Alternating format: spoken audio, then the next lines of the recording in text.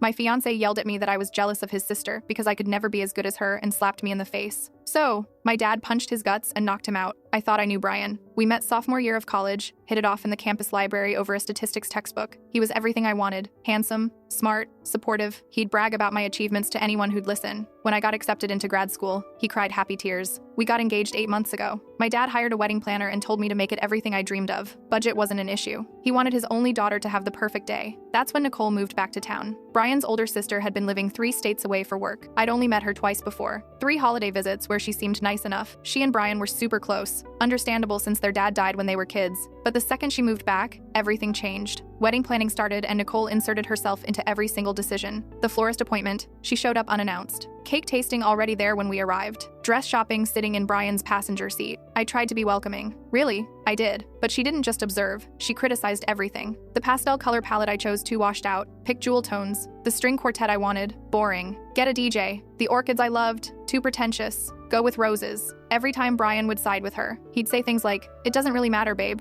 or "She's just trying to help," or "Let's not fight over flowers." The coconut pudding was my breaking point. It was my grandmother's recipe, the one she made for every birthday when I was growing up. She passed away 2 years ago, and I wanted her memory at my wedding. The caterer loved the recipe and agreed to make it. Nicole took one look at the menu and said she was allergic to coconut. Brian immediately told me we had to remove it, that I was being selfish by not thinking about his family's dietary restrictions, that the wedding wasn't just about me. I suggested having it at just the bride's table. He said that would make Nicole feel excluded. I felt like I was going insane. Then came the dress shopping day. My mom, my best friend, and I went to this beautiful boutique. I tried on maybe 15 dresses before I found the one. This stunning emerald green gown with delicate beading on the bodice. When I looked in the mirror, I felt like a bride. My mom actually cried. Nicole walked in 20 minutes later. Brian had texted her our location. She took one look at me and said, "Green really isn't your color. You should try something else." I waited for Brian to defend me. He didn't. He actually agreed with her. Said maybe I should try the rose gold one, the consultant suggested earlier. I felt my face burning, but I didn't want to cause a scene. So, I tried other dresses. The rose gold was pretty. I'll admit I liked it, so we bought it. Then, we started shopping for the family's outfits. When it was Nicole's turn, she pulled out the same emerald green dress I'd originally chosen, the exact same one, held it up to herself and said, "This is gorgeous. I'm definitely getting this one." My mom's jaw dropped. My best friend looked ready to throw hands, but I just walked out. I couldn't be in that store another second. Brian followed me to the parking lot. That's when everything exploded. I told him I was done with Nicole steamrolling our wedding, that this was supposed to be our day, not his sister's, that I needed him to support me for once. His face changed. He got this cold look I'd never seen before. Started yelling that I was jealous of Nicole, that I was bitter and immature, that I'd never be as talented or kind or beautiful as his sister, that she was just trying to help, and I was too insecure to accept it. The words hit like physical blows. This was the man who used to tell me I was amazing. Now he was tearing me apart and comparing me to his sister. Then I said the one thing I shouldn't have. I said it was me or Nicole. He had to choose right now. He didn't even hesitate. Took off his ring and threw it at my feet. Said Nicole warned him I'd try to isolate him from his family, that she saw right through me from day one. My hands started shaking as he turned to walk away, but then Nicole stepped out from behind a car where she'd been watching the whole time. She had this look on her face, like she'd just won something.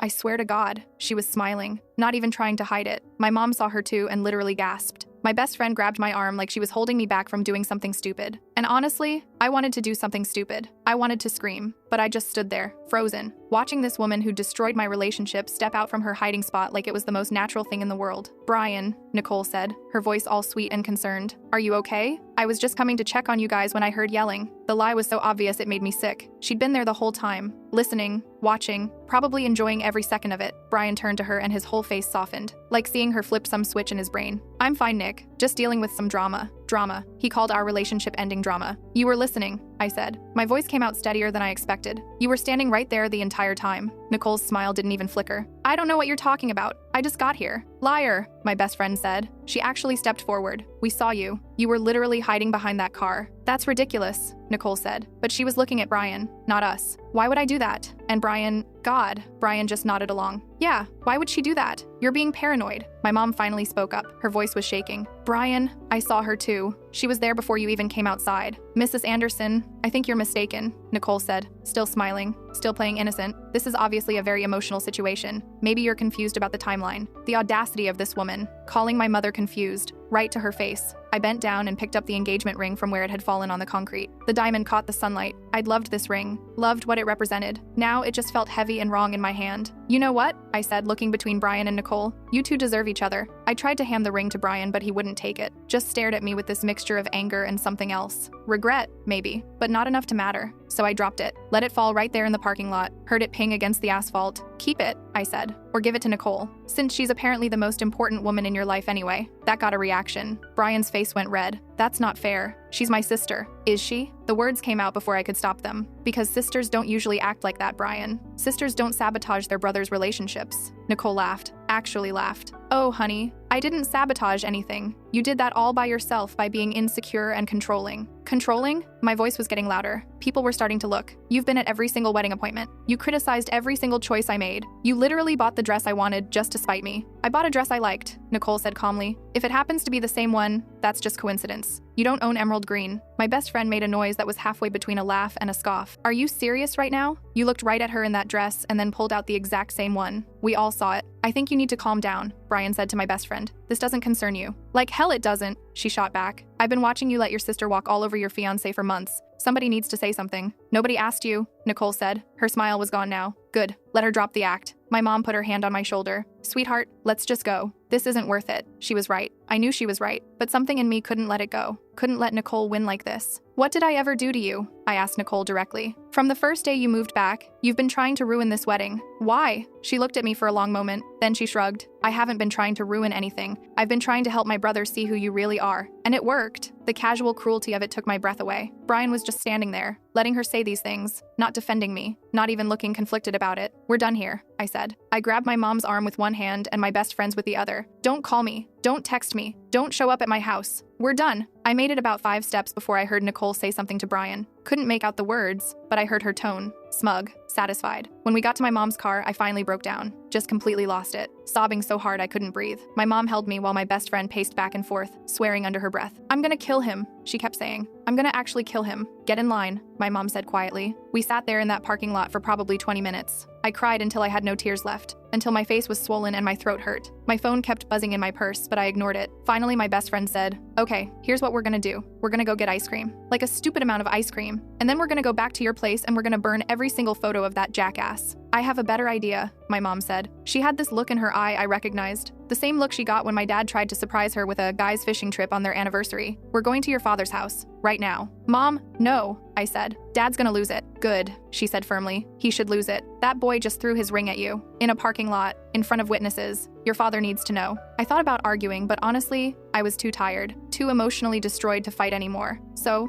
I just nodded. The drive to my parents' house was quiet. My best friend kept reaching over to squeeze my hand. My mom kept glancing at me in the rearview mirror, with this expression that was equal parts fury and heartbreak. When we pulled up, my dad was in the garage working on something. He took one look at my face and his whole expression changed. What happened? He dropped the wrench he was holding. Who did this? Brian, my mom said simply. Dad's jaw clenched. What did he do? So I told him. Everything. The whole story from Nicole moving back to the parking lot scene that had just happened. He didn't interrupt once, just listened with this increasingly dangerous expression on his face. When I finished, he was quiet for a minute. Then he said, where is he now? Dad, don't, I said, but I already knew that tone. Where is he? Probably still at the bridal shop, my best friend offered. She actually sounded hopeful. With his psycho sister. Dad grabbed his keys. Stay here. Michael, don't do anything stupid, my mom said. But she didn't actually sound like she meant it. I'm just gonna talk to him, Dad said. Then he looked at me. Did he put his hands on you? He threw a ring at me. That's not what I asked. I hesitated. My face still stung where Brian had slapped me during the argument. I'd almost forgotten about it with everything else that happened. But the way Dad was looking at me, I knew he could see it. Could probably see the red mark. He slapped me, I admitted quietly. When I said I was done with Nicole controlling everything, the garage went dead silent. My dad's face went completely blank. That's when I knew Brian was in trouble. Not when he was angry. When he went blank like that. Dad, please. I tried again. It's not worth it. It's worth it to me, he said. And then he was gone, tearing out of the driveway in his truck, before any of us could stop him. My mom sighed. Well, Brian's about to have a very bad day. Should we call the police? My best friend asked. And tell them what? Mom said. That my husband is going to have a conversation with the man who slapped his daughter and then broke off their engagement in a parking lot? I don't think so. We went inside. I tried calling Dad, but he didn't answer. Tried texting. Nothing. My mom made tea nobody drank. My best friend kept checking social media to see if anyone had posted about the parking lot scene. About 40 minutes later, Dad's truck pulled back into the driveway. He came inside rubbing his knuckles. There was a split on 2 of them that definitely hadn't been there before. Dad, I said, what did you do? Had a talk with Brian, he said calmly. With your fists? He got one hit in first, Dad said. When I told him he was a coward for letting his sister manipulate him, he took a swing at me. He smiled. It wasn't a nice smile. I just returned the favor, with interest. Oh my God, I said. But honestly, I wasn't that upset about it. Is he alive? My mom asked practically. Unfortunately, Dad said. He'll have a nice black eye and some bruised ribs, maybe a split lip. Nicole was screaming about pressing charges when I left. Let her try, my mom said. We have witnesses that he hit our daughter first. Self-defense. That's what I told them, Dad agreed. Also told them that if either of them contact you again, I'll make sure everyone in this town knows exactly what kind of people they are. I should have felt bad. Should have felt guilty that my dad just assaulted my ex-fiancé. But all I felt was this grim satisfaction. Brian had chosen Nicole over me, had let her manipulate and control everything, had slapped me when I stood up for myself. So yeah, I was okay with Dad teaching him that actions have consequences. My phone buzzed. It was a text from a number I didn't recognize. I opened it, and my stomach dropped. This isn't over. You and your psycho family are going to regret this. I have proof of everything. You're the one who's been manipulating Brian, and everyone's going to know it. It was Nicole. Had to be. I showed my dad. He read it, and his expression went dark again. Block the number, he said, and save the screenshot. If she keeps harassing you, we'll deal with it. That night was rough. I couldn't sleep. Kept replaying everything in my head. The dress, the parking lot, Nicole's smug face, Brian throwing the ring, Dad showing up at the bridal shop. My best friend stayed over. We didn't talk much. Just sat on the couch watching bad TV and eating the ice cream she'd insisted on buying on the way home. Around midnight, my phone rang. Brian. I let it go to voicemail. He called 4 more times before my best friend grabbed my phone and blocked him. You don't need this, she said. You don't need him. She was right. I knew she was right. But knowing it and feeling it are two different things. The next morning, I woke up to 17 missed calls from various numbers. All Brian's friends and family. All wanting to know what happened. All wanting my side of the story. I ignored all of them except one, Brian's mom. She'd always been kind to me. We'd had lunch together a few times. She'd seemed genuinely happy about the engagement. I called her back. Hello? She sounded tired. Hi, Mrs. Peterson. It's me. There was a long pause. Oh, honey, I heard what happened. I'm so sorry. Did Brian tell you his version? I asked. Brian and Nicole both did, she said carefully. But I'd like to hear yours if you're willing to share. So I told her. Everything.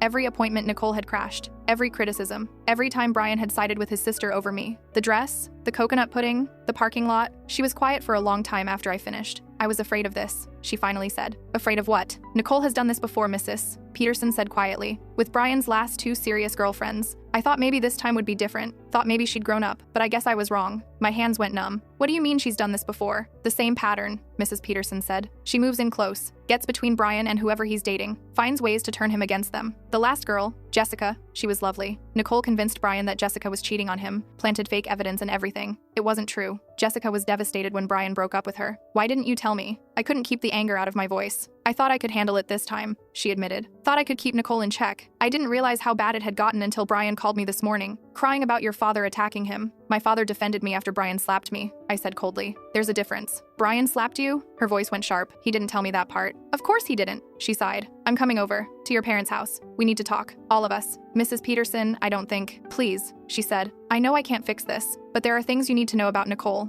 Things that might help you understand what you're dealing with. Something in her tone made me agree. We set a time for that afternoon. When I told my parents, Dad wasn't happy. I don't want those people in my house. She's not them, I said, and she has information about Nicole, about what she's done before. That changed his mind. Mrs. Peterson showed up at 2 o'clock. She looked exhausted, like she hadn't slept either. We sat in the living room, my parents on one side, me on the other, Mrs. Peterson in the chair between us. I'm not here to make excuses for my son, she started. What he did was unforgivable. Slapping you, throwing that ring, choosing Nicole over you. I'm ashamed of him. Then why are you here? Mom asked, not unkindly but direct. Because Nicole is dangerous, Mrs. Peterson said bluntly, and you need to know what you're up against if she decides to retaliate. That got everyone's attention. Mrs. Peterson opened her purse and pulled out a folder. Inside were printed emails, text messages, and what looked like medical records. Nicole was fired from her job in California, she said. The official reason was budget cuts. The real reason was that she was caught manipulating a coworker's relationship. The coworker, a man named David, was engaged. Nicole decided she wanted him, so she orchestrated this whole campaign to break them up. Fake texts, fake emails. She even hired someone to flirt with David's fiancée at a bar and took photos to make it look like she was cheating. I felt sick. It worked, Mrs. Peterson continued. David broke off his engagement, started dating Nicole,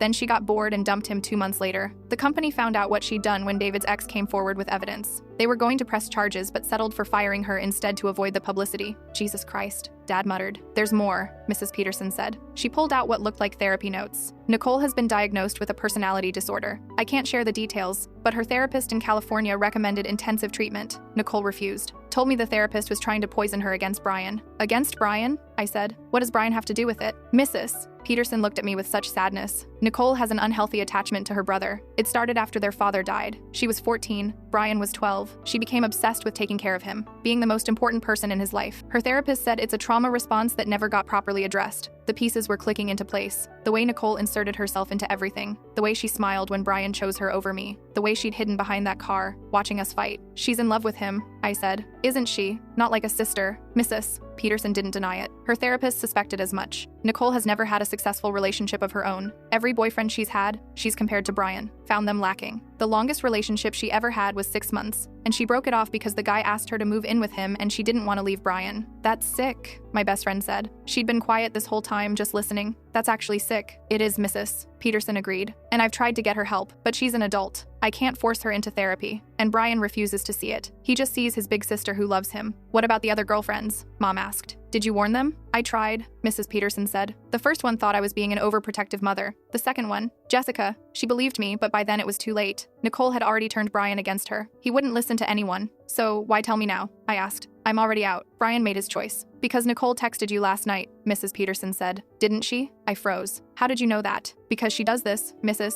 Peterson said. After she successfully breaks up one of Brian's relationships, she goes after the girl, spreads rumors, creates fake social media accounts, makes their life hell until they leave town or publicly apologize for trying to steal Brian from his family. She did it to Jessica, completely destroyed her reputation. Jessica ended up moving to another state to get away from it. She's not doing that to my daughter, Dad said firmly. I'm not here to scare you, Mrs. Peterson said. I'm here to help you prepare. Nicole is calculating. She plans things out. If she's already texting you threats, she's probably already started phase 2. Which is what? I asked. Turning people against you. She'll go to your friends, your coworkers, anyone who'll listen. She'll tell them you were abusive to Brian, that you isolated him from his family, that you're mentally unstable, and she'll have Brian backing her up because he genuinely believes it at this point. My stomach turned over. How do I stop her? You document everything, Mrs. Peterson said. Every text, every call, every interaction. If she shows up at your work, you file a report. If she contacts your friends, you tell them the truth and show them proof. You don't engage with her directly, ever. That's what she wants. She wants you to blow up so she can play victim. What about Brian?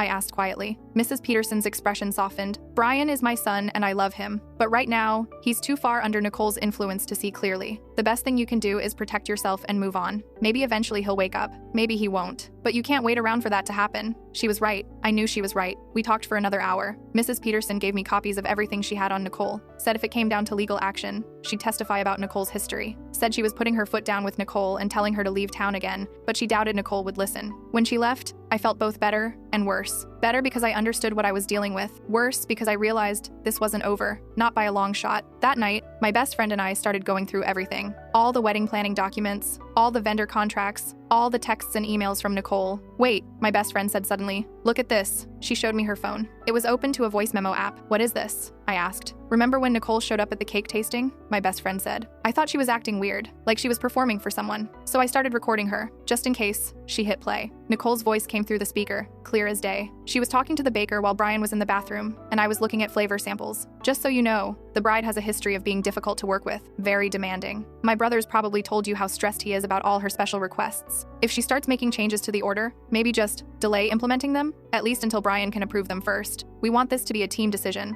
not just her steamrolling everyone. My jaw dropped. The baker's response was too quiet to hear, but then Nicole spoke again. I'm just looking out for my brother. She tends to get very controlling about things. Between you and me, I'm a little worried about how she'll be as a wife. But what can you do, right? He loves her. The recording cut off there. There's more, my best friend said grimly. She pulled up another recording. This one was from the florist appointment. Nicole's voice again. The bride has very particular taste. Some might say difficult taste. If she wants to make changes, maybe run them by Brian first. He's the one paying for most of this. After all, I'd hate for him to get stuck with something he doesn't like. And another one, from the venue walkthrough. Just between us, I think she's having second thoughts about the whole wedding. She keeps changing her mind about things. My brother's too in love to see it, but I can tell she's not fully committed. Might want to keep that cancellation policy flexible. There were 6 recordings in total, all of Nicole, spreading poison about me to every single vendor. All of it lies. All of it designed to make me look bad and make Brian doubt me. Why didn't you tell me you were recording her? I asked. I wasn't sure what I was recording, my best friend admitted. I just had this gut feeling she was up to something, but I didn't want to make you more stressed by bringing it up until I was sure, and then everything exploded so fast. I hugged her. You're a genius. I know, she said. So what do we do with these? I thought about it. Mrs. Peterson's words echoed in my head. Document everything. We save them, I said, and we make copies. Lots of copies. If Nicole wants to come after me, she's about to find out I'm not Jessica. I'm not rolling over for this. The next day, I went back to work, tried to act normal, but everyone knew something was wrong. My coworker Janet cornered me at lunch. So I heard you and Brian broke up, she said. Not unkind, just curious. We did, I said simply. His sister called me yesterday, Janet said. Nicole said you had a breakdown and tried to hit her in a parking lot, that Brian had to call off the wedding because you were becoming abusive. There it was. Phase 2, just like Mrs. Peterson predicted. That's not what happened, I said calmly. I didn't think it was, Janet said. You're like the most chill person I know, but she was very convincing. Called herself all crying and everything. Did she send you screenshots or proof of anything? I asked. Well, no, Janet admitted, but she seemed really upset. I pulled out my phone and showed Janet the recording from the cake tasting, then the one from the florist. Janet's expression changed from curious to horrified. Oh my God, she said. She's insane. Yep, I said. And she's apparently calling everyone I know to trash my reputation. So if anyone else asks, you can show them these. I'm not hiding what happened. Janet nodded slowly. I'll spread the word, the real word. That afternoon, 3 more people from my office came to me. Nicole had called all of them, told them all the same story with minor variations. That I was unstable, that I'd attacked her, that Brian was heartbroken but had to protect himself. I showed each of them the recordings. Word spread fast after that. By the end of the week, Nicole had called my gym, my dentist's office, and somehow even my old college roommate who I hadn't spoken to in 2 years. Each time with a slightly different story, but always painting me as the villain. But it was backfiring, because every single person she called ended up coming to me, and I showed them the truth, showed them the recordings, showed them Mrs. Peterson's documentation. Nicole had underestimated me, thought I'd just roll over and take it like Jessica had. She was wrong. 2 weeks after the breakup, I got a call from the wedding planner my dad had hired. Her name was Ashley, and she'd been nothing but professional throughout the whole process. I need to tell you something, Ashley said, and I probably should have told you sooner, but I thought I was reading too much into it. What is it? I asked. Nicole came to see me, Ashley said, about 3 months ago. Said she wanted to surprise Brian by helping with the planning. Asked me to give her a heads up whenever you booked appointments so she could be there. I thought it was sweet at first. Sisterly bonding or whatever. My blood went cold. She planned this. All of it. It gets worse, Ashley said. She also asked me to accidentally mess up some of your choices. Said it was all in good fun. That you and Brian had this inside joke about wedding planning being chaotic and she wanted to add to the fun. I didn't do it, obviously. That's completely unprofessional. But she asked, do you have proof of this? I asked. I have emails, Ashley said, and text messages. She was very persistent about it. I can forward them to you if you want. Please, I said.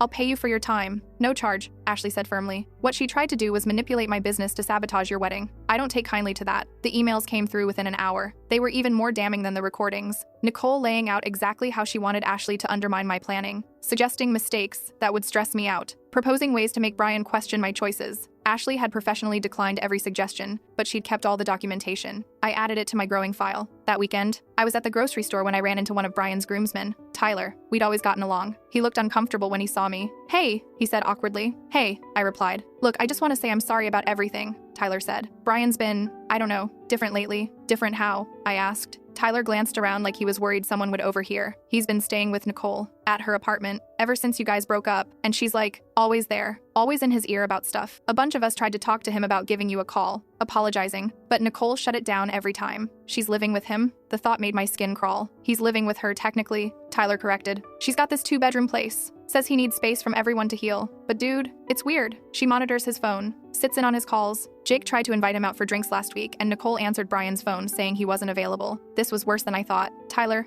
I need to ask you something, I said, and I need you to be honest. Has Nicole always been like this with Brian? He sighed. Honestly? Yeah, but it got way worse after you guys got engaged. It's like she couldn't handle not being number 1 anymore. Before you came along, she was calling him like 5 times a day, showing up at his apartment unannounced, getting weird if he went on dates. We all thought it was just sister stuff, you know? But looking back, it was creepy. I finished. Super creepy, Tyler agreed. And now that you're gone, she's got him all to herself again. It's like she's happy about it. My stomach turned. If you care about Brian at all, you need to keep trying to get through to him. This isn't healthy. I know, Tyler said. We're working on it, but it's hard when she's blocking everyone out. After Tyler left, I sat in my car in the parking lot for a long time, processing. Brian wasn't just under Nicole's influence. He was under her control, living with her, letting her monitor his communications. Mrs. Peterson needed to know. I called her. He's living with her, I said as soon as she answered. Nicole has him living in her apartment and she's controlling who he talks to. Mrs. Peterson was quiet for a long moment. I was afraid of this. Afraid of what? After their father died, Nicole went through a period where she wouldn't let Brian out of her sight. She'd follow him to school, wait outside his classes, call him constantly. We got her into therapy for it and she got better. Or I thought she did, but maybe she just learned to hide it better. This is beyond unhealthy, I said.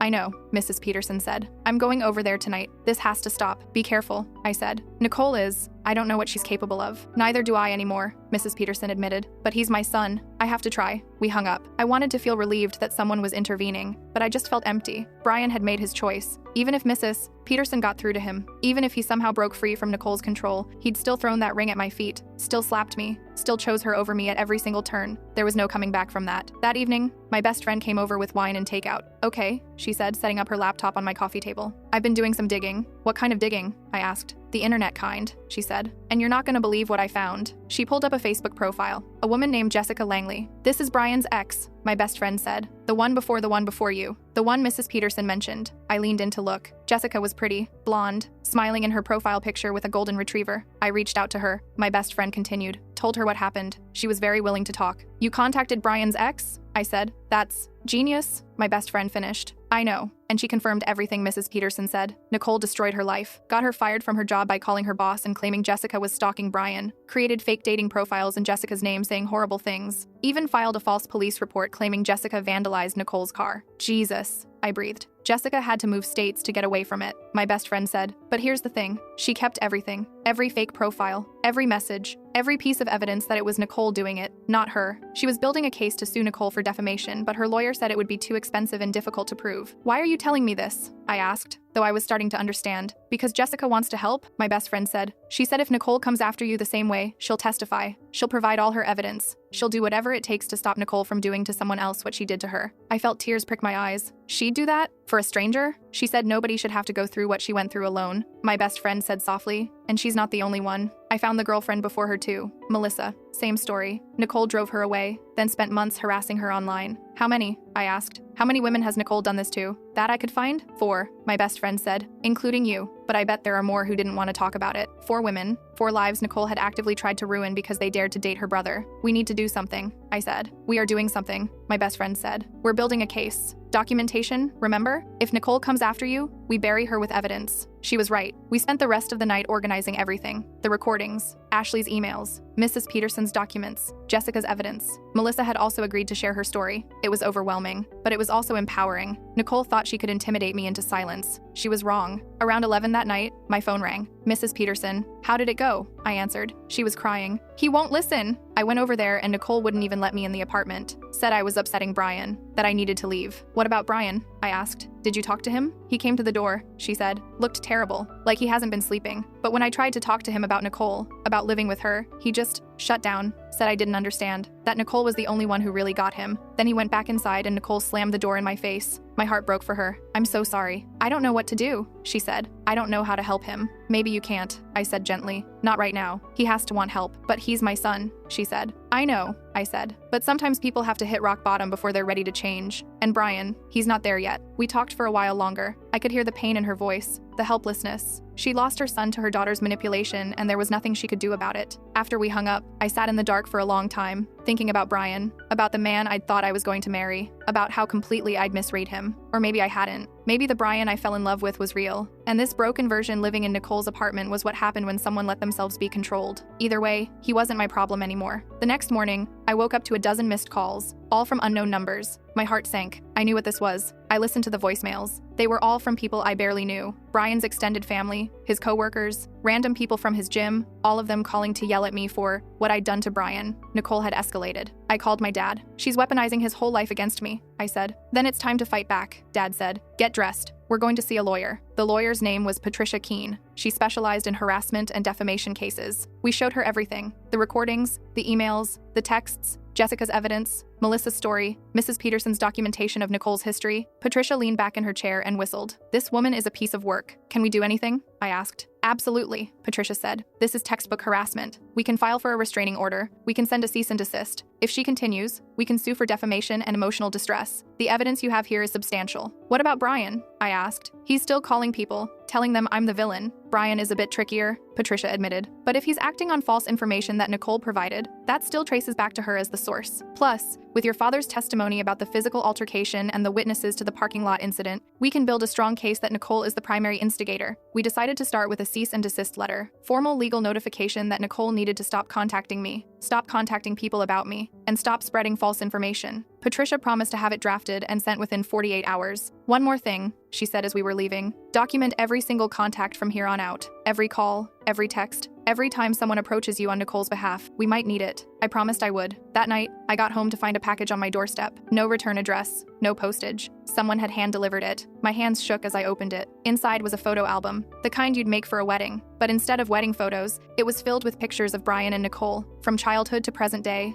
every page had little captions written in Nicole's handwriting. My best friend, the only person who understands me, my whole world. The last page made me drop the album. It was a photo of Brian and Nicole from what looked like last week. They were on a couch, Nicole's head on Brian's shoulder, both of them smiling. The caption read, "Finally, just us again, the way it should be." I took photos of every page with my phone, then put the album in a plastic bag. Evidence. Then I called Patricia. She hand-delivered a photo album to my house, I said. It's full of pictures of her and Brian and weird captions about being together. That's a violation of the cease and desist we're sending, Patricia said. And it's also trespassing. File a police report. Tonight. I did. The officer who took my statement looked disturbed by the photo album. This is concerning behavior, he said, especially combined with the harassment campaign. We'll add it to the record. If she shows up at your property again, call 911 immediately. I went to bed that night with every door and window locked. Felt ridiculous for being scared, but Nicole had been on my doorstep, had left me a disturbing gift, had been obsessively building some kind of shrine to her relationship with her brother. The woman was unhinged. 2 days later, Patricia called. The cease and desist has been delivered. Nicole signed for it this morning. What happens now? I asked. Now we wait and see if she complies, Patricia said. If she contacts you or anyone else about you again, we move forward with the restraining order and potential lawsuit. For 3 days, it was quiet. No calls, no texts, no packages. I started to hope maybe the legal letter had scared her off. Then my best friend called me at work, her voice shaking. Nicole just showed up at my apartment, she said. She's pounding on my door, screaming that I need to stop lying about her. Call the police, I said immediately. Right now, don't open the door. I already did, my best friend said. They're on their way, but she's saying she's not leaving until I tell her who else I've been talking to about her. I could hear Nicole screaming in the background. Horrible things. Threats. Stay on the phone with me, I said. We stayed connected until the police arrived. I listened to them tell Nicole to step away from the door, listened to her argue that she had a right to defend herself against lies. Then I heard an officer say, "Ma'am, you need to calm down or we'll have to arrest you for disturbing the peace and trespassing." Nicole finally left, but not before screaming at my best friend's door that this wasn't over. My best friend filed a police report, got her own copy of the cease and desist to send to Nicole. She's spiraling, my best friend said after the cops left. This is only going to get worse. She was right. The next day, I woke up to a fake Facebook profile using my name and photos. It had been created overnight. The profile was posting things about how I'd cheated on Brian, how I'd stolen money from my dad to pay for the wedding, how I'd faked a miscarriage to manipulate Brian into proposing. All lies, all easily disproven, but the posts were public and people were seeing them.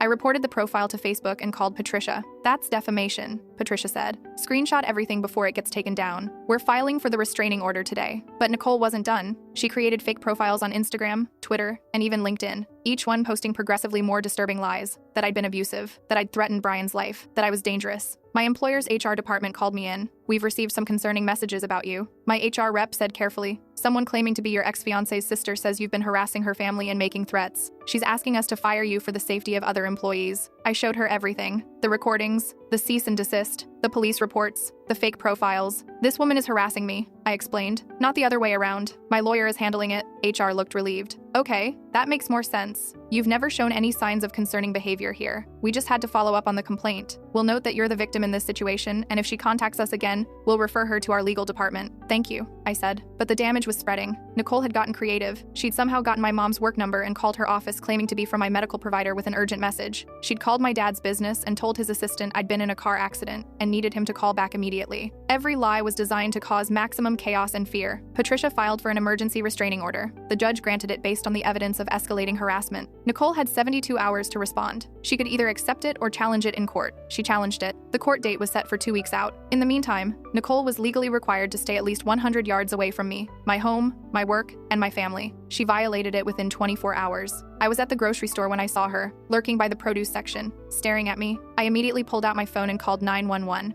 "There's someone here who has a restraining order against them," I said. "They're violating it right now." The dispatcher kept me on the line while officers were dispatched. I stayed on the phone, keeping Nicole in my sight, but not approaching her. She knew I'd seen her. She smiled at me, mouthed something I couldn't make out. Then she grabbed a cart and started shopping like nothing was wrong. The police arrived within minutes. They found Nicole in the frozen food aisle. I watched from a distance as they questioned her, watched her face cycle through innocent confusion, to righteous indignation, to angry tears. They arrested her for violating the restraining order. I had to go to the station to give a statement. By the time I left, Nicole had been processed and released on bail. But now she had an arrest record, more documentation for the case. Patricia was pleased. "This strengthens our position significantly. She's proven she can't control herself even with a court order in place." The next 2 weeks were tense. Nicole stayed away physically, but the online harassment continued. Fake profiles popped up as fast as I could report them. Messages to my friends and family continued from burner phone numbers, but I documented everything. Screenshot after screenshot, police report after police report. When the court date arrived, I walked into that courthouse with a 3-inch binder of evidence. Brian was there, sitting next to Nicole on the defendant's side. He looked terrible, thinner, dark circles under his eyes. He wouldn't meet my gaze. Nicole looked triumphant, like she'd already won. The judge listened to both sides. Patricia presented our evidence methodically. The recordings, the emails, the fake profiles, the witness statements from Jessica and Melissa, the arrest record for violating the temporary order. Nicole's lawyer argued that his client was simply trying to defend herself against a vindictive ex who was spreading lies, that the restraining order was unnecessary and punitive. Then Patricia dropped the bomb. She called Mrs. Peterson to testify. Brian's face went white as his mother took the stand and swore to tell the truth. Mrs. Peterson laid it all out. Nicole's history, the California incident, the fired job, the pattern of sabotaging Brian's relationships, the concerning attachment, the therapy recommendations Nicole had refused. Brian was crying by the time she finished, silent tears running down his face. The judge made her ruling. Based on the preponderance of evidence, she said, "I'm granting a permanent restraining order. Nicole Peterson is to have no contact with the plaintiff, direct or indirect, for a period of 5 years. Any further violations will result in immediate arrest and potential jail time. Additionally, I'm ordering Nicole Peterson to undergo a psychological evaluation and comply with any recommended treatment as a condition of this order." Nicole exploded, started screaming about how unfair it was, how I was the one who should be punished, how Brian and his mother were both traitors. Security had to escort her from the courtroom. Brian just sat there, staring at nothing. I wanted to feel victorious, but I just felt tired. As I was leaving the courthouse, Brian caught up with me. "Can we talk?" he asked quietly. "No," I said. "We can't. Please," he said. "I need to explain." "There's nothing to explain."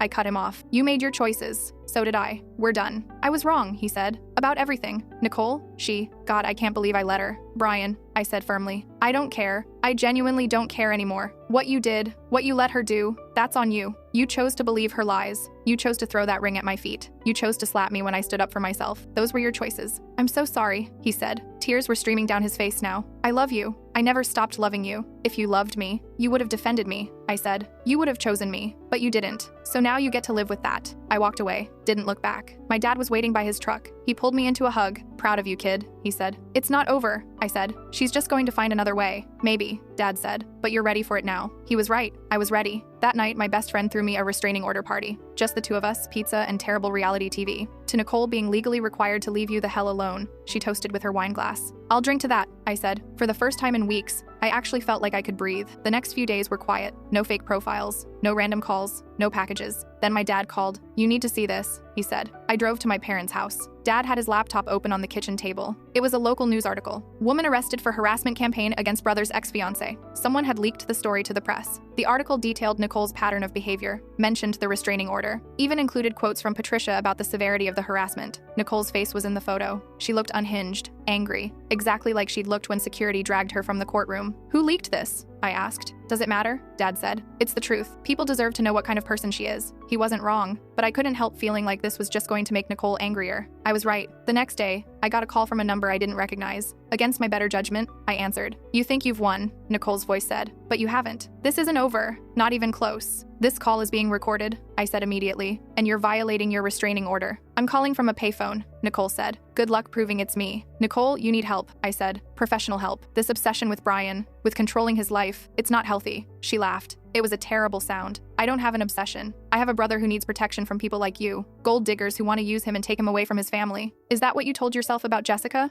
I asked. "And Melissa? And all the others?" Silence. "Brian is a grown man," I continued. "He's capable of making his own choices. You controlling every aspect of his life isn't love, it's abuse. You don't know what you're talking about," Nicole said, but her voice had changed, lost some of that eerie calm. "I know that you cost me the man I loved," I said. "I know that you've destroyed multiple women's lives because you can't handle not being the center of Brian's world. I know that your own mother testified against you in court because she's that concerned about your behavior. My mother is a fool, Nicole spat. She never understood. Brian and we have a bond she could never comprehend. Our father died and left me to take care of him. That's my job, my responsibility, mine. Brian was 12 when your dad died, I said. He's 32 now. Your job is done, Nicole. It's been done for 20 years. You just can't let go. I'll never let go, Nicole said. He's mine. He'll always be mine. And there it was. The truth she'd probably never admitted out loud before. You're in love with him, I said. Aren't you? Not like a sister. Actually in love with him. Don't be disgusting, Nicole said. But she didn't deny it. Nicole, that's not normal, I said gently. What you're feeling, it's not healthy. You need to talk to someone about this. I don't need to talk to anyone,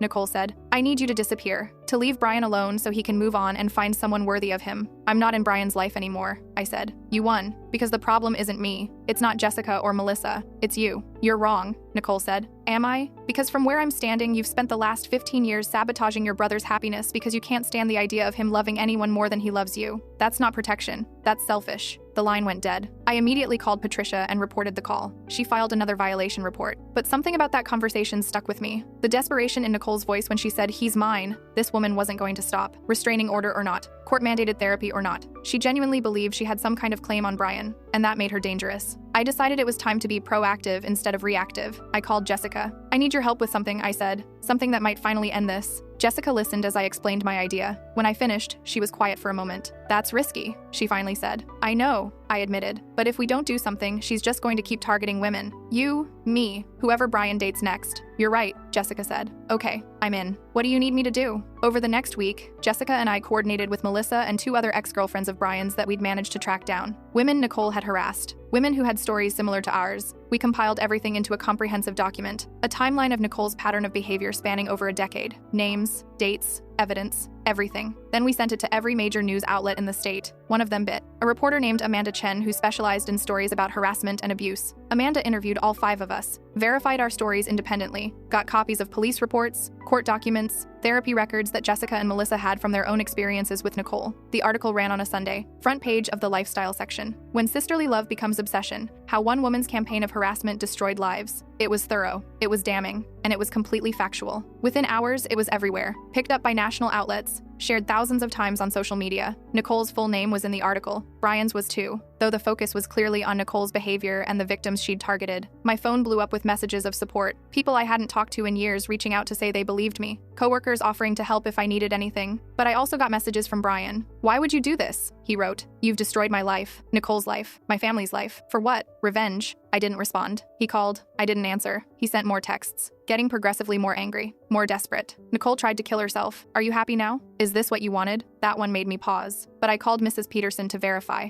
She took some pills, Mrs. Peterson confirmed, but it was performative. She knew Brian would find her in time. It was attention-seeking behavior. Is she okay? I asked. Physically, yes, Mrs. Peterson said. She's in a 72-hour psychiatric hold, which is probably the best thing that could have happened. They'll be able to evaluate her properly. And Brian? I asked. Brian is, Mrs. Peterson sighed. He's a mess, but he's finally starting to see how deep Nicole's issues go. The article laid everything out so clearly. He can't deny it anymore. I didn't want to hurt him, I said, but this had to stop. You did the right thing, Mrs. Peterson said firmly. For yourself and for every woman who might have been Nicole's next target. What you girls did, going public like that, it took courage. After we hung up, I sat with my phone for a long time, looking at Brian's messages, the ones accusing me of destroying his life, but I hadn't destroyed his life. Nicole had. She'd been destroying it slowly for years. I just exposed it. The psychiatric hold was extended to 2 weeks when Nicole's evaluation revealed she was a danger to herself and others. The judge also amended the restraining order to include mandatory intensive therapy as a condition of her release. Brian finally stopped texting me, stopped calling. I heard through mutual friends that he'd moved back in with his mother, that he'd cut off all contact with Nicole while she was in treatment. Progress, I guess? 3 weeks after the article ran, I got a letter in the mail. From Brian. I almost threw it away without reading it, but curiosity got the better of me. I don't know if you'll even read this. It started. And I don't blame you if you don't. I don't deserve your time or attention after everything I did. Everything I let Nicole do. I'm writing this because my therapist says I need to take accountability. Not to get you back. I know that's never going to happen. But because you deserve to hear it. I was wrong. About everything. I let Nicole manipulate me for years. Let her drive away every woman I ever cared about. Let her convince me that anyone who loved me was trying to steal me away from her. I didn't see it because I didn't want to see it. Because acknowledging what Nicole was doing meant acknowledging that my sister, the person who was there for me after Dad died, the person I trusted most in the world, was sick, was hurting me and the people I loved. It was easier to believe the women were the problem, that they were jealous or controlling or whatever Nicole told me they were. I convinced myself that you were trying to isolate me from my family, that you were being difficult about the wedding planning, that Nicole was just being helpful. I believed her lies because the truth was too painful. When I threw that ring at your feet, when I slapped you, I became someone I never thought I'd be. Someone I'm disgusted by. Your father had every right to punch me. I deserved worse than what I got. I'm in therapy now. Real therapy with someone who specializes in family dysfunction and codependent relationships. I'm learning about boundaries, about how Nicole's attachment to me isn't normal or healthy, about how I enabled her behavior by never setting limits. My mom showed me the documentation she had about Nicole's history, the job in California, the fake evidence about Jessica, all of it. I couldn't believe it at first, but then the article came out and I had to face the truth. 5 women, 5 relationships Nicole had sabotaged, 5 lives she'd tried to ruin, and I'd helped her do it by choosing to believe her over them. I don't expect forgiveness. I don't expect anything from you. I just needed you to know that I see it now. I see what I did, what I allowed, and I'm sorry. I'm so fucking sorry. You deserved better than what I gave you. You deserved to be defended and protected and cherished. Instead, I threw you away for someone who was manipulating both of us. I hope you find someone who sees your worth, who fights for you instead of against you, who chooses you every single time. Because that's what you deserve. I'm working on being better, being healthier, setting boundaries with Nicole once she's out of treatment, whether she accepts them or not. This is my journey now, learning to stand on my own, to make my own decisions, to be the person my father would have wanted me to be instead of the person Nicole needed me to be. I hope you're doing okay. I hope you're happy. You deserve that more than anyone, Brian. I read the letter 3 times,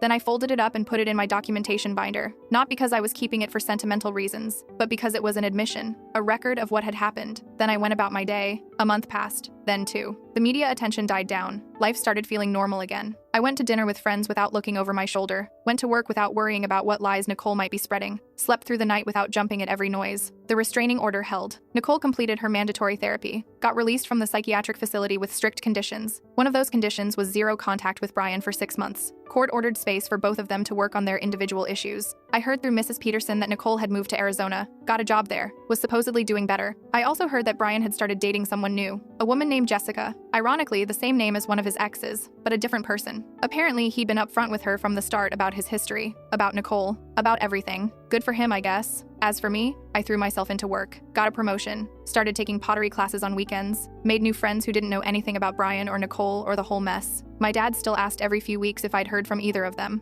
I always said no. He seemed satisfied with that answer. My best friend suggested I start dating again, set me up on a few blind dates. They were fine, nothing special, but I wasn't ready anyway. Still working through my own stuff in therapy, learning to trust my judgment again, learning to see red flags earlier, learning that it's okay to walk away when something doesn't feel right. Then, 4 months after the restraining order was finalized, I got a Facebook message request from someone I didn't know, a woman named Catherine. I don't know if you remember me, the message said. We met briefly at one of Brian's work parties about a year ago. I'm dating him now. I wanted to reach out because I think you should know something. My stomach dropped. I almost didn't read the rest, but I did. Nicole contacted me last week, found my number somehow and called me. She told me she wanted to warn me about Brian's ex-fiancée, about how you'd tried to isolate him from his family, how you'd fabricated evidence to get a restraining order against her, how you'd ruined her life with false accusations. She sounded very convincing, very concerned, but Brian had already told me the truth about what happened, about Nicole's behavior, about the harassment campaign, about everything. So I told her I wasn't interested in hearing her side and hung up. Then I blocked the number. But she's called 3 more times from different numbers, each time with a slightly different story but always painting you as the villain. Brian doesn't know she's contacted me. I haven't told him because I know it would upset him, and he's worked so hard to move past all this. But I thought you should know that she's still out there, still trying to manipulate people against you, even from Arizona, even with all the therapy and court orders. She hasn't stopped. I have screenshots of the call logs if you need them for documentation,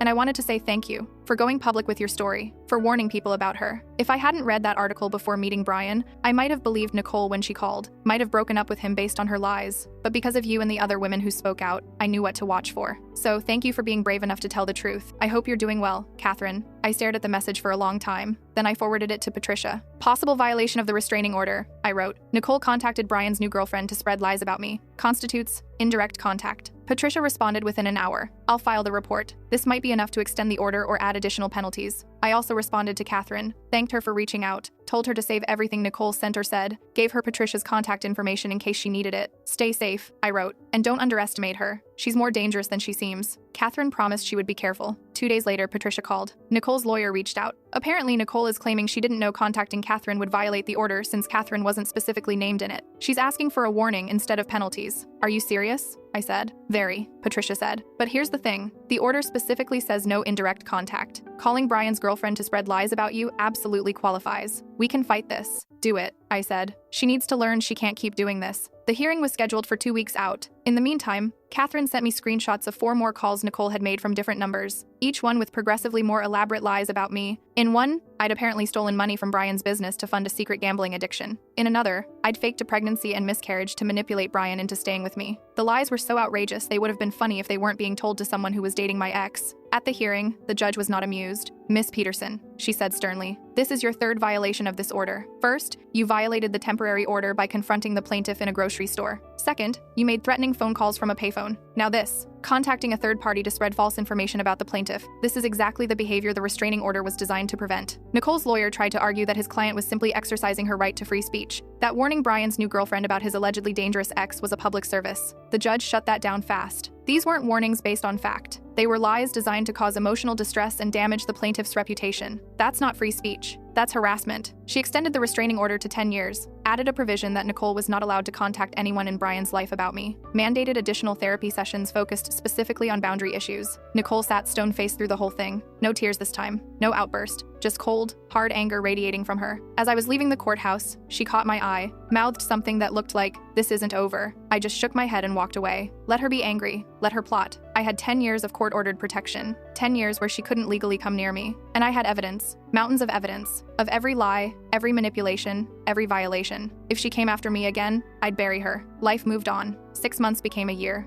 became 18 months. I started dating someone, a guy named Owen. I met at my pottery class. He was kind, patient, and had no connection to Brian or Nicole whatsoever. When I told him about my past, about the engagement that blew up and the restraining order, he just listened, didn't judge, didn't make it weird, just said, "That sounds incredibly difficult. I'm glad you got out when you did." Owen made me feel safe, made me laugh, didn't try to rush anything. We took things slow. My dad approved of him, which was huge. My mom loved him. My best friend gave him her seal of approval after one dinner together. Everything was good, normal, peaceful. Then Nicole came back to town. I found out through Mrs. Peterson, who called me sounding worried. "Nicole lost her job in Arizona," she said. "She's moving back. I thought you should know." "Why would she come back here?" I asked. "After everything?" "Brian," Mrs. Peterson said simply. "She's convinced he needs her, that he's making bad decisions without her guidance." "He has a restraining order against her too now, doesn't he?" I asked. After the Catherine incident, Brian had finally filed his own order. "He does," Mrs. Peterson confirmed. "But you know Nicole. Court orders don't mean much to her." She was right. Nicole had proven multiple times that she didn't care about legal consequences when it came to controlling Brian's life. "What are you going to do?" I asked. "I've already told her she can't stay with me," Mrs. Peterson said. "I won't enable this. She'll have to find her own place." "Good," I said. "Don't let her manipulate you into helping her." "I won't," Mrs. Peterson promised. "I've learned my lesson, but I wanted to warn you. If she's back, she might try to contact you again." I thanked her and hung up. Then I called Patricia. "Nicole's back in town," I said. "I want to file a preemptive report. Get it on record that I've been informed of her return." Patricia agreed it was a good idea. We filed the report that afternoon. Then I told Owen. He took it seriously. "Do you want me to stay at your place for a while?" he offered. "Just in case she shows up?" I appreciated the offer but declined. I have good security. And honestly, the best thing I can do is just live my life normally. Let the restraining order do its job. But I did upgrade my security system, added cameras, made sure all my neighbors had Nicole's photo and knew to call the police if they saw her near my property. 2 weeks went by without incident. I started to think maybe Nicole had learned her lesson. Then I came home from work to find someone had been in my apartment. Nothing was stolen, nothing was damaged, but things were moved, slightly. Books on my shelf rearranged, photos in different positions, my coffee mug in the wrong spot on the counter. Someone had been here, and they'd wanted me to know. I called the police immediately. They came, took a report, checked my security cameras. The cameras showed nothing. Whoever had been here knew where they were and how to avoid them. Could it have been a landlord or maintenance? The officer asked. "No," I said. "They always call first." They dusted for prints. Found several that weren't mine or Owen's. They'd checked them against Nicole's prints from her previous arrest. I didn't sleep at my place that night, stayed with my parents instead. The print results came back 3 days later. 2 of the unknown prints belonged to Nicole. She'd somehow gotten into my apartment, moved my things, violated both the restraining order and the law. When the police went to arrest her, she was gone. The apartment she'd been renting was empty. She'd run, and warrant was issued for her arrest. But Nicole had disappeared. A month went by, then 2. No sign of her. But I felt her presence everywhere. Every unexpected noise, every shadow. Every time something seemed slightly off, I became paranoid, jumpy. Owen noticed. Suggested I talk to my therapist about it. I did. We worked on coping strategies, on not letting Nicole's actions control my life even in her absence. Then, 3 months after she disappeared, I got a package. It was addressed to me. No return address. Postmarked from 2 states away. I called the police before opening it. They sent someone over to check it first. Inside was a wedding invitation. For Brian and Nicole's wedding. The date was set for 2 months out. The location was a small chapel 3 hours away. "This is fake," the officer said immediately. "This has to be fake." But it looked real. Professional printing, expensive cardstock, details about reception and registry. I called Mrs. Peterson. "Did Brian propose to someone?" What? No, she said. He's still dating Catherine, but they're nowhere near engagement. Why? I told her about the invitation. There was a long, horrified silence. Oh God, she finally said. She's completely lost touch with reality. Mrs. Peterson called Brian. He confirmed he hadn't proposed to anyone, hadn't planned any wedding, hadn't been in contact with Nicole at all. She's created a fantasy, Mrs. Peterson said when she called me back. In her mind, she and Brian are getting married. The police added the invitation to their evidence file, used the postmark to narrow down Nicole's possible location. 2 days later, they found her in a motel 4 hours away. Her room was covered in wedding planning materials, photos of Brian everywhere, a wedding dress hanging in the closet. She'd completely broken with reality, created an entire delusion where she and Brian were in love and getting married. She was arrested and, given her previous psychiatric history and the clear break with reality, was committed to a state psychiatric facility for evaluation and treatment. This time, it wasn't a 72-hour hold. The doctors determined she was a danger to herself and others. She'd be held until they deemed her stable enough for release. Brian was devastated, not because he loved Nicole romantically, obviously, but because his sister was genuinely, seriously mentally ill,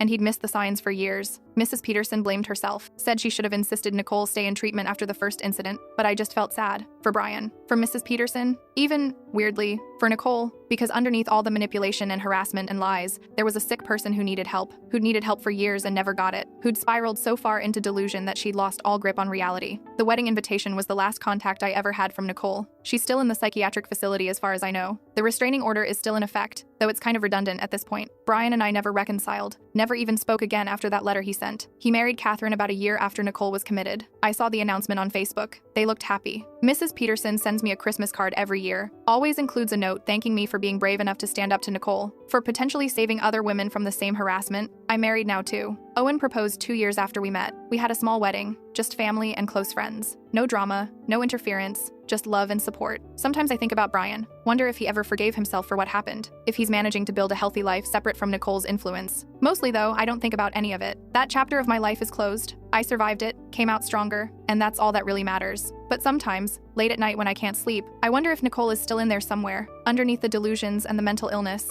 the girl who lost her father and attached herself to her brother as a lifeline, who never learned healthy coping mechanisms, who spiraled so far into obsession that she lost herself entirely. I hope she's getting the help she needs. I really do. Not for my sake, not even for Brian's, but for hers, because nobody deserves to be trapped in the prison of their own broken mind, even someone who caused as much pain as Nicole did. 6 months after the psychiatric facility admission, I heard through Mrs. Peterson that Nicole had been transferred to a long-term care facility. The evaluation had revealed severe delusional disorder and obsessive-compulsive personality disorder, both of which would require years of intensive treatment. Mrs. Peterson sounded tired when she told me. The doctors say she may never fully recover, that the delusions about Brian are too deeply ingrained. I'm sorry, I said, and I meant it. So am I, she replied, for all of it, for what she did to you, to Jessica and Melissa and all the others, for not seeing it sooner. It's not your fault, I told her. You can't control another person's mental illness. I know, she said, but that doesn't make it hurt less. We talked for a bit longer. She told me Brian was in therapy too, working through the guilt and trauma of having enabled Nicole for so long, that Catherine had been incredibly supportive through it all. After we hung up, I sat in my living room for a while. Owen was at work. The house was quiet. I thought about how different my life could have been if I'd married Brian, if Nicole had succeeded in driving me away without anyone knowing the truth, if I'd let her destroy my reputation and my peace without fighting back. But I'd fought back. I'd documented everything. I'd gone public. I'd survived. And now I was here, married to a good man who chose me every single day without question or hesitation. The doorbell rang, pulling me out of my thoughts. I checked the security camera first. Old habits die hard. It was a delivery driver with a package. I relaxed and opened the door. The package was from a sender I didn't recognize. For a moment, my heart raced, but the return address was local, and when I opened it, I understood. Inside was a beautiful pottery set, handmade, clearly expensive. The card read, "For the woman who taught me that strength isn't about never falling down. It's about standing back up. Thank you for your courage, Jessica." I smiled, set the pottery on my kitchen counter where I could see it every day, a reminder of what I'd survived, of who I'd become, of the fact that Nicole's story was just one chapter in my life, not the whole book. 3 years later, I got an unexpected call from a number I didn't recognize. I almost didn't answer, but something made me pick up. "Is this?" The voice on the other end was hesitant. Female. Young. "Yes," I said cautiously. "My name is Sophia. I'm dating Brian Peterson. His mom gave me your number. I hope that's okay." My stomach tightened. "Is everything all right?" "I don't know," Sophia said. "That's why I'm calling." Nicole was released from the facility last month. She's supposed to be in a supervised living situation with continued therapy, but she contacted me yesterday. "Here we go again. What did she say?" I asked. She told me I needed to know the truth about Brian, about his past, about the women who tried to trap him and take him away from his family. She said you were the worst of them, that you faked evidence and got her committed to a psychiatric facility because you were jealous of her relationship with her brother. I closed my eyes. Even after years of treatment, Nicole was still telling the same lies. Did she send you proof of any of this? I asked. No, Sophia said. Just her word, but she was very convincing, very detailed. If Brian's mom hadn't already told me about Nicole's history, I might have believed her. Did you tell Brian she contacted you? I asked. Not yet, Sophia admitted. He's been doing so well, working through everything in therapy. I don't want to trigger a setback. You need to tell him, I said firmly, and you need to report the contact to the police. She's violating her release conditions by contacting you. I was afraid you'd say that, Sophia said. We talked for another 20 minutes. I told her my story, not the sanitized version, but the real one. The harassment, the fake profiles, the break-in, the wedding invitation, all of it. When I finished, Sophia was quiet for a long moment. I'm so sorry that happened to you, she finally said. I'm okay now,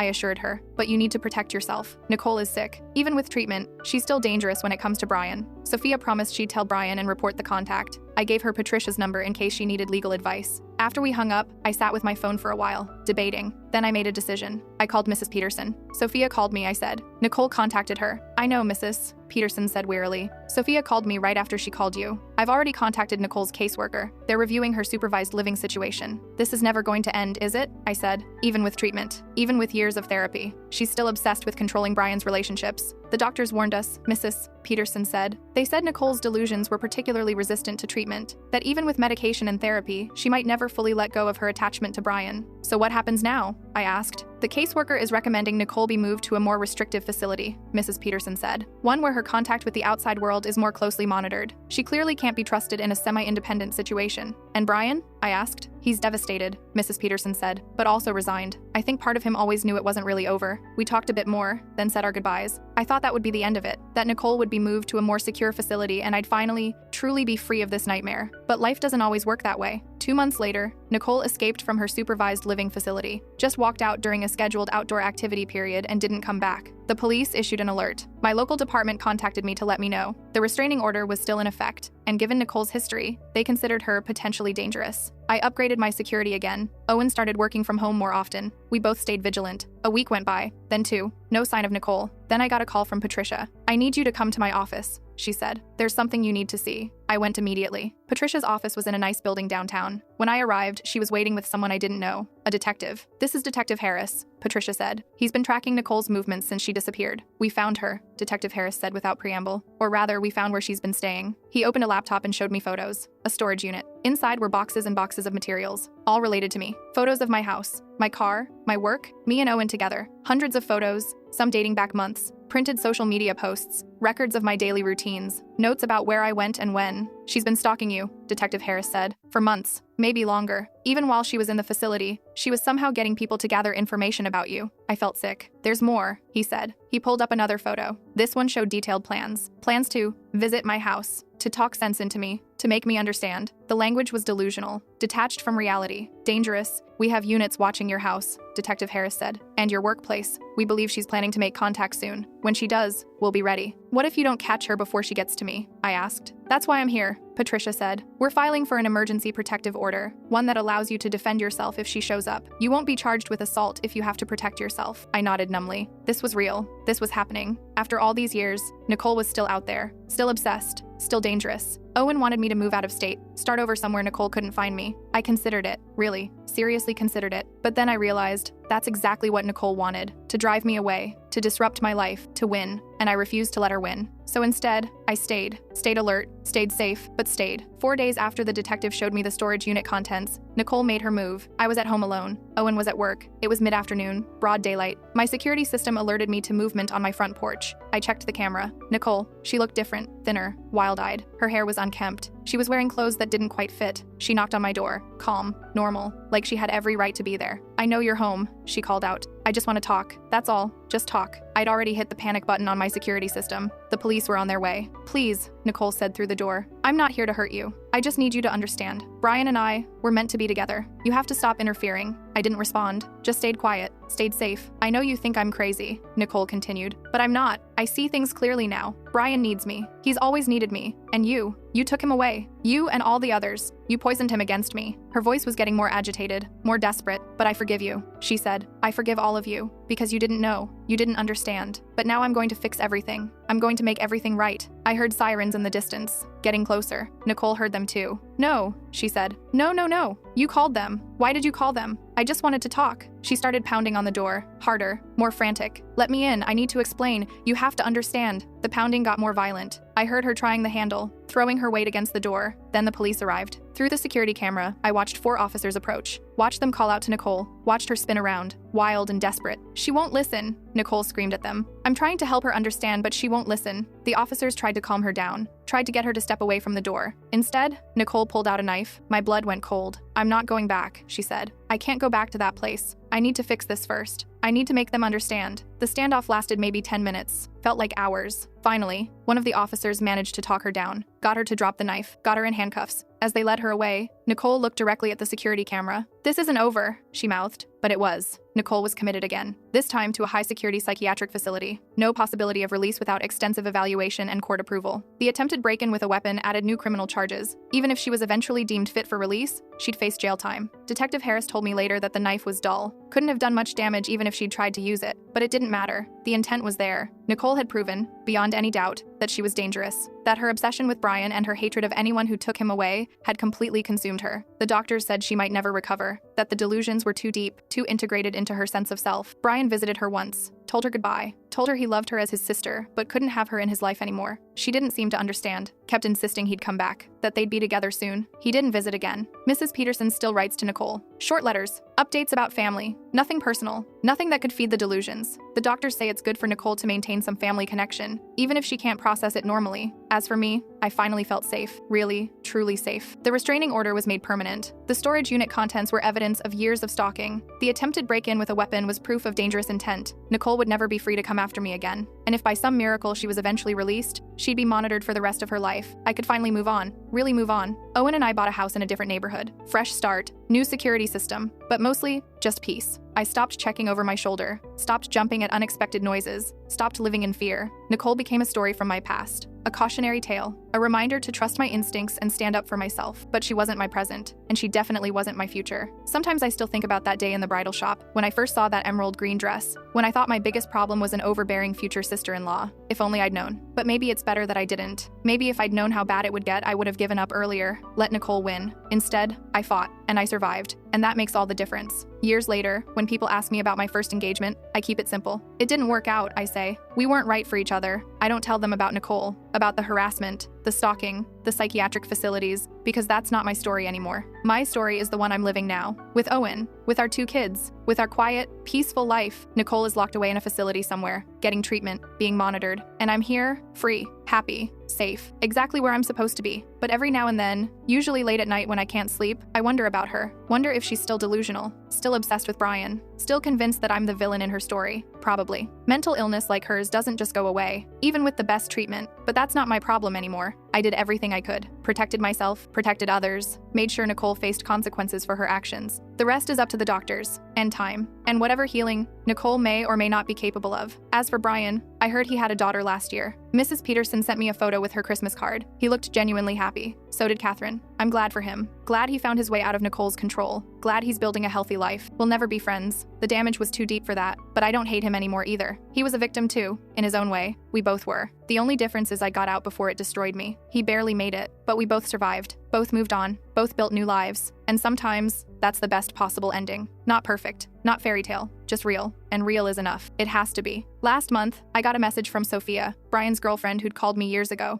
I wanted you to know, she wrote. Brian and I are engaged. And this time, it's different. It's healthy. It's real. Thank you for being brave enough to share your story with me. It helped me know what to watch for, what to avoid, how to set boundaries. We're both in therapy, both committed to doing this right. I know you and Brian will never reconnect, but I wanted you to know that your courage had a ripple effect. You didn't just save yourself, you saved others too. Thank you. I cried when I read that. Happy tears, relieved tears, because that was all I'd ever wanted, to stop Nicole from hurting anyone else, to make sure other women didn't go through what I went through. And I'd done it. Not perfectly, not without scars, but I'd done it. I responded to Sophia with congratulations, with well wishes, with genuine happiness for her and Brian, because I truly was happy for them. The past is the past. and the future belongs to all of us who survived it. One thing I've learned through all of this: trauma doesn't define you unless you let it. I could have let Nicole's harassment break me, could have let the fear control my life, could have let the betrayal make me bitter and closed off, but I didn't. I fought back, got help, built a support system, refused to be a victim, and now, years later, I'm stronger for it. More cautious, yes, more aware of red flags, more protective of my peace, but also more confident, more resilient, more certain of my worth. Nicole tried to destroy me. She failed. And that failure is my victory. Not because I wanted to hurt her, but because I refused to let her hurt me. There's power in that, in survival, in choosing yourself, even when it's hard. I tell my daughter that sometimes, when she's struggling with friendship drama or hurt feelings, you can't control what other people do. I tell her, but you can control how you respond. You can choose to protect yourself, to stand up for yourself, to walk away when something isn't healthy. She's too young to know the full story, too young to understand the depths of what Nicole did, but she'll learn someday, when she's older, when she's ready. And I hope my story will help her, will give her the courage to set boundaries, to trust her instincts, to never let anyone make her feel small, because that's the real lesson here. Not that people like Nicole exist. They do, but that you don't have to let them win. You don't have to let them take your peace, your joy, your life. You can fight back. You can survive. You can thrive. And that's exactly what I've done. Nicole is a footnote in my story now, a chapter I've closed and moved past. She doesn't get to be the main character anymore. I do. And my story has a happy ending. Not because everything worked out perfectly. It didn't. But because I'm here. I'm whole. I'm happy. And that's more than Nicole ever wanted me to have. So yeah, I won. Not by destroying her. And that's the best kind of victory there is. The kind where you don't have to hurt anyone else to heal yourself. The kind where you just walk away and build something better. The kind where you survive and thrive and prove that their worst efforts weren't enough. Nicole tried her hardest to break me. She failed. And I'm still here. Still standing. Still fighting. Still living my best life despite everything she did to stop me.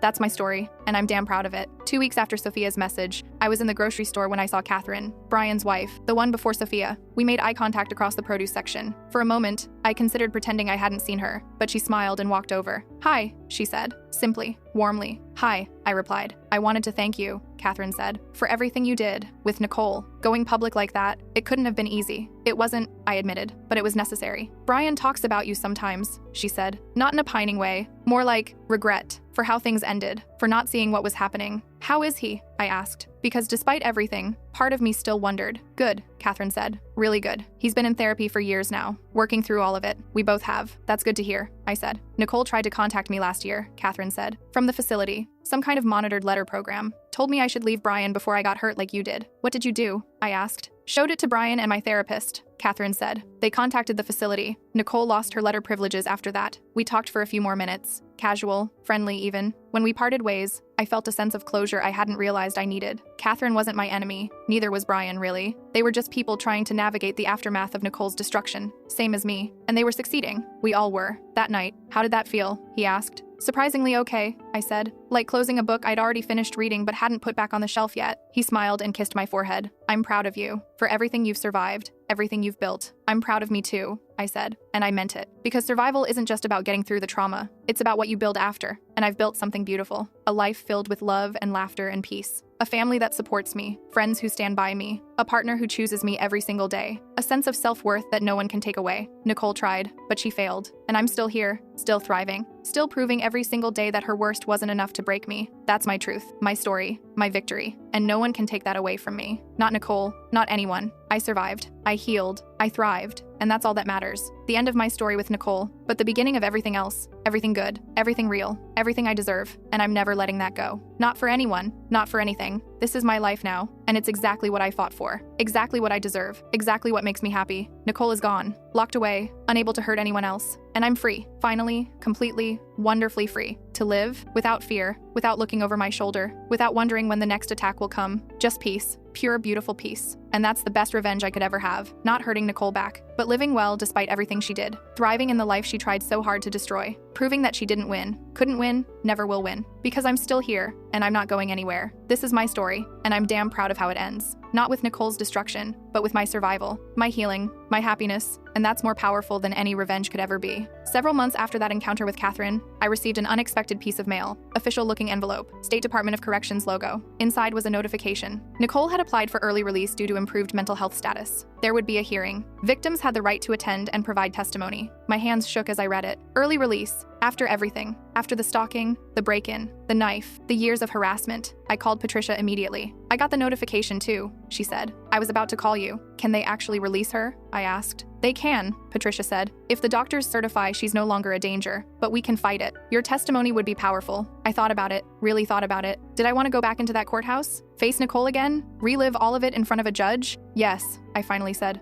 I'll testify, because if there's even a chance she gets out and does this to someone else, I need to try to stop it. The hearing was set for 6 weeks out. I spent those weeks preparing, working with Patricia, going through all the old evidence, the recordings, the photos, the police reports, remembering things I tried hard to forget. Owen offered to come with me. So did my dad. But I decided I needed to do this alone. This was my fight, my testimony, my closure. The day of the hearing arrived. I walked into that courthouse, the same one where the restraining order had been granted years ago. Same hallways, same smell of floor cleaner and old wood. But I was different, stronger, more sure of myself. Nicole was already in the courtroom when I arrived. She looked different. Medicated, probably. Calmer, more put together than the wild-eyed woman who'd shown up at my door with a knife. She looked at me when I walked in. Our eyes met. I didn't look away, didn't flinch, just held her gaze until she dropped hers first. Small victory, but it mattered. The hearing began. Nicole's doctors testified first, talked about her progress, her medication compliance, her participation in therapy, her expressed remorse for her actions. It all sounded very clinical, very professional, very convincing. Then it was my turn. I stood up, walked to the witness stand, swore to tell the truth, and I did. I told them everything, not just the facts they already knew from the court records, but the impact, the fear, the years of looking over my shoulder, the panic attacks, the security systems, the nightmares. I told them about Jessica and Melissa and the other women Nicole had targeted, the pattern of behavior that spanned over a decade. I told them about the storage unit, the hundreds of photos, the stalking that had gone on for months without my knowledge. I told them about the knife, about Nicole's words at my door, about her absolute conviction that she needed to fix things. And I told them that while I believed in rehabilitation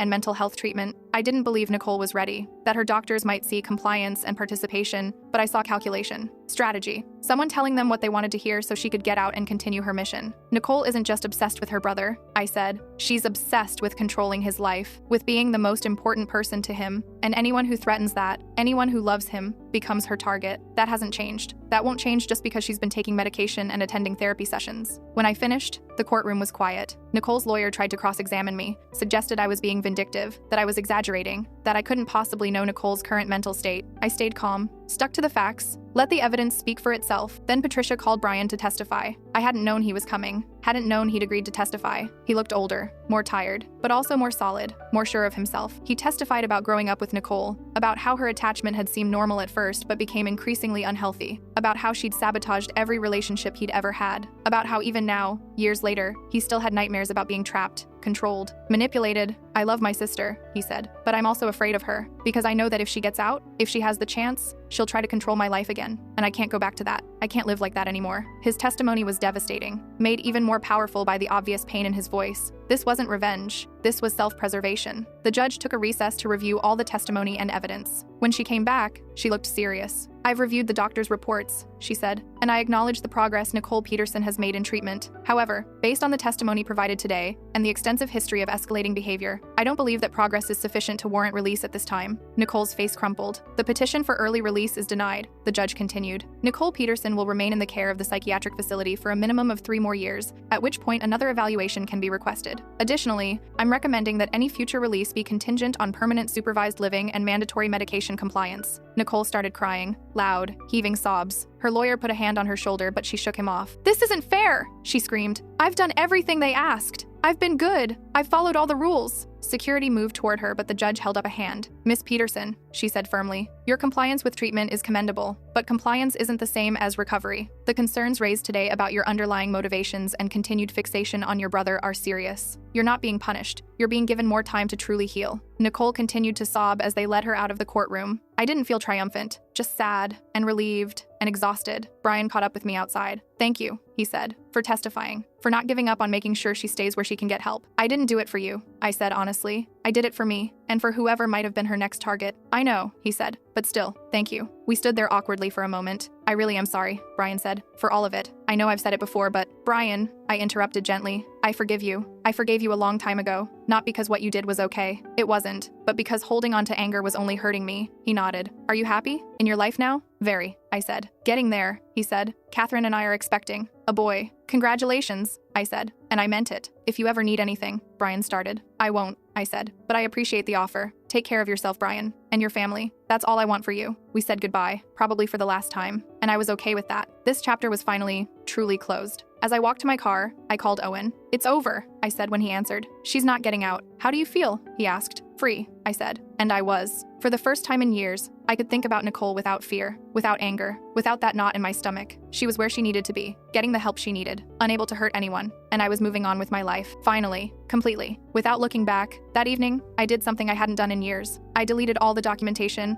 all the screenshots, all the recordings, all the evidence I'd been holding on to, just in case. I didn't need it anymore. Nicole couldn't hurt me. The courts had made sure of that. And holding on to all that pain, all that proof of what had happened, was just weighing me down. Time to let it go. Time to truly move forward. Owen found me in my office, watching the files delete one by one. You sure about this? He asked. Completely, I said. I don't need to carry this anymore. He hugged me from behind. I'm proud of you. I'm proud of me too, I said. And I was, because this wasn't just about Nicole anymore. It was about me, about choosing peace over preparation for war, about trusting that I'd survived the worst and could handle whatever came next, about being free, really, truly free. The way I should have been all along, the way I finally was. A year after the hearing, Mrs. Peterson invited me to lunch. We met at a quiet cafe downtown, somewhere neutral, comfortable. I wanted to thank you, she said after we'd ordered, for testifying, for making sure Nicole gets the help she needs. How is she? I asked. Better, Mrs. Peterson said. The denial of her release request was actually good for her, forced her to confront some things she'd been avoiding in therapy. She's finally starting to acknowledge that her feelings about Brian aren't normal, that they never were. That's progress, I said. It is, Mrs. Peterson agreed, but it's also heartbreaking. Watching her realize how much damage she's done, how many years she's lost, how many people she's hurt. I don't hate her, I said. I hope you know that. I do, Mrs. Peterson said. And I hope you know I'm sorry for not seeing it sooner, for not stopping her before she hurt you and all those other girls. You can't blame yourself for Nicole's choices, I said. You did what you could. You testified against your own daughter to protect others. That took courage. We talked for over an hour, about everything and nothing, about healing and moving forward and letting go. When we said goodbye, Mrs. Peterson hugged me. You're going to be okay, she said.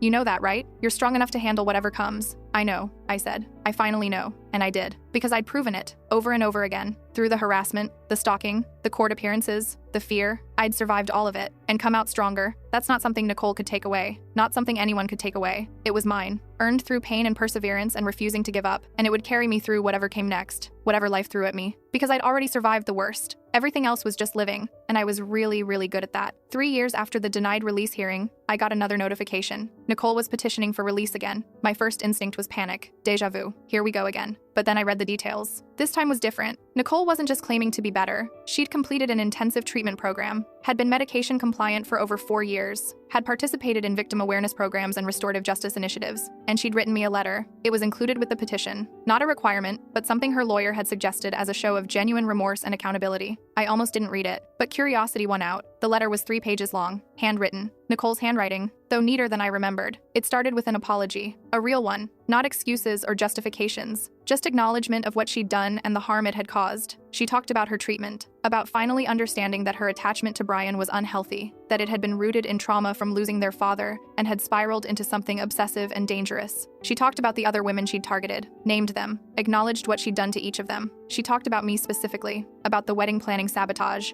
the harassment campaign, the stalking, the break-in. I convinced myself I was protecting Brian, she wrote, but the truth is, I was just trying to keep him for myself, to maintain control over the one relationship that made me feel safe and important. You weren't the villain I painted you as. You were just a woman who loved my brother, and I couldn't handle that. She went on to explain her current treatment plan, the medication she was on, the therapy she attended, the awareness she'd gained about her thought patterns and behaviors. I know I can't undo what I did, the letter concluded. I know I can't give you back the peace and safety I stole. I know a letter doesn't fix anything, but I wanted you to know that I see it now. I see what I was, what I did, and I'm deeply, profoundly sorry. If my release petition is granted, I will never contact you or anyone in your life again. That's not a condition of release. That's my promise to you. You deserve to live your life without fear, without me in it in any way. I'm sorry for everything, truly. I read the letter 3 times. Then I showed it to Owen. What do you think? I asked. I think it sounds genuine, he said carefully, but I also think you have to do what feels right for you, not what you think you should do, what actually feels right. I thought about it for days. The hearing was scheduled for 2 months out. I had time to decide whether to testify, whether to fight her release again or let her go. Finally, I made my decision.